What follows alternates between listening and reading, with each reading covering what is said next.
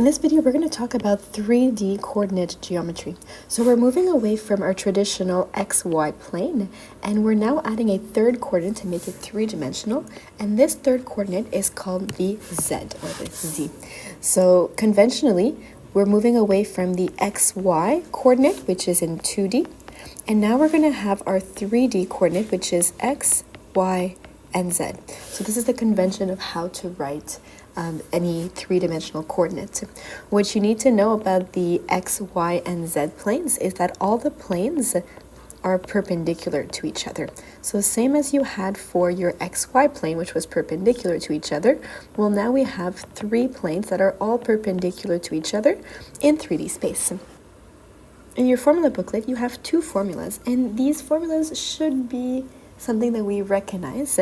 We have the distance between 2 points, which is the same distance formula we had for two-dimensional coordinates, but now we're adding this three-dimensional part. And then we have the midpoint between 2 points. Same thing, we are just adding a coordinate, which is our Z coordinate.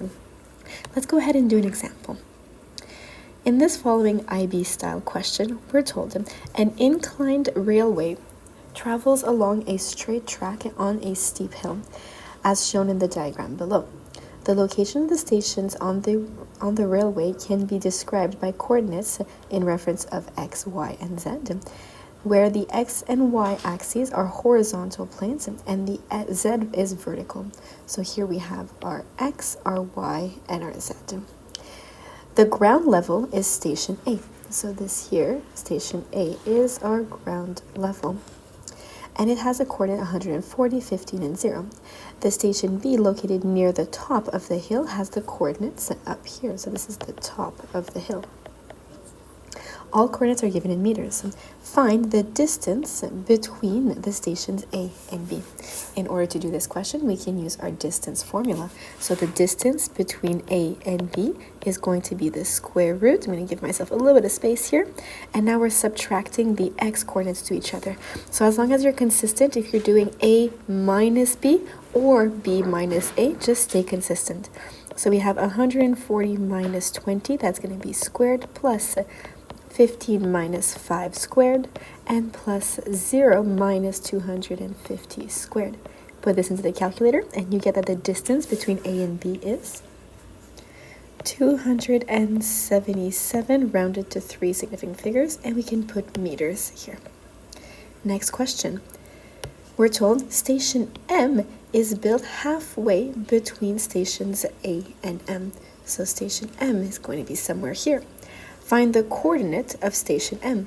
So the coordinate of station M, we're using the midpoint formula, and the midpoint formula, respecting the formula booklets, we are adding the X coordinates together, dividing it by 2. That's going to be the X coordinate, and then we do the same thing.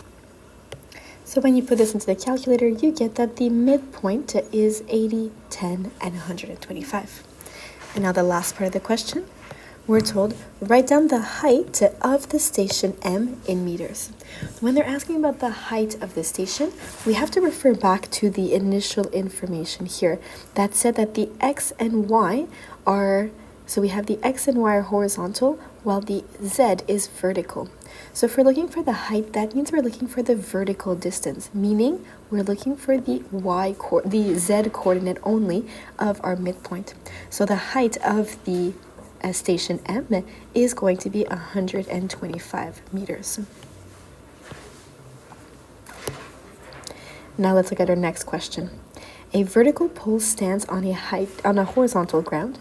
The bottom of the pole is taken as the origin. So we have the origin here. The origin means that all the coordinates are 0. So anytime you see origin, that's what that means. Of a coordinate system in which the top is F, of the pole has this coordinate, and all the units are in meters. The pole is held in place by ropes attached at F. One of the ropes is attached to the ground at point A, which has this coordinate. The rope forms a straight line from A to F. Find the length of the rope connecting A and F. So we're looking again for distance between two 3D coordinates. So for A, we're going to be using the distance formula. And again, doesn't matter which one you use as 1 or 2, as long as you're consistent. So if I'm going to use A as my first coordinate, I'm going to have 3.2 minus 0 squared plus 4.5 minus 0 squared plus 0 minus 5.8 squared.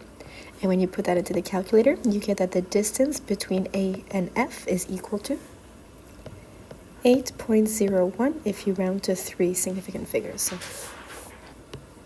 And for part B, find the angle. So whenever you see a little hat, that means angle, FAO. So FA to O, that means I'm looking for this angle here that was just created. In order to do this angle, we're going to have to use our trigonometry.